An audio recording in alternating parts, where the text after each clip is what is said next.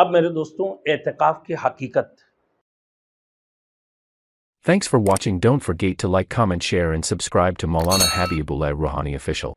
اعتکاف کی حقیقت ہے کہ ہر طرف سے 100 ہو کر سب سے ہر قسم کی تعلقات ختم کر کے بس اللہ کی دیوانگی میں اللہ سے لو لگانا، تعلق مع اللہ حاصل کرنے کے لیے مسجد کی کسی بھی جگہ پر بیٹھ جائیں اور سب سے الگ تنہائی میں اللہ تعالیٰ کی عبادت اور اسی کے ذکر و فکر میں مشغول رہے.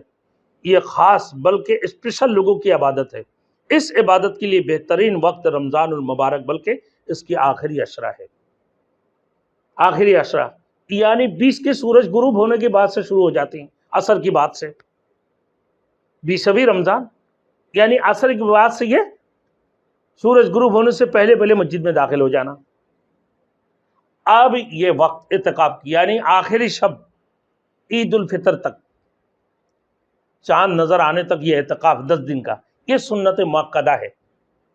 اس سے یہ 10 دن سے کم سنت مؤکدہ نہیں ہوگا. ہاں 20ویں رمضان سے لے کر چاند نظر آنے تک یہ آخری شب یا آخری عشرہ یہ کیا ہے؟ سنت مؤکدہ ہے.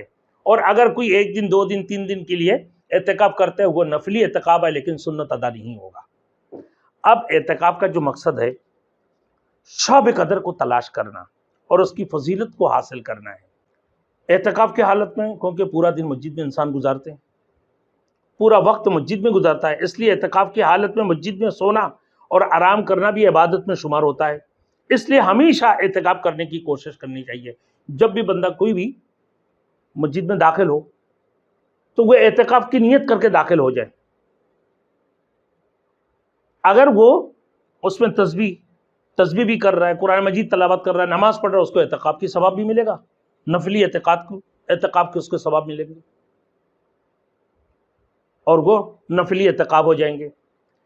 اب یہ بات بھی ہے بھائی، اعتکاف کرنے کا خیال کس کے دل میں آتا ہے؟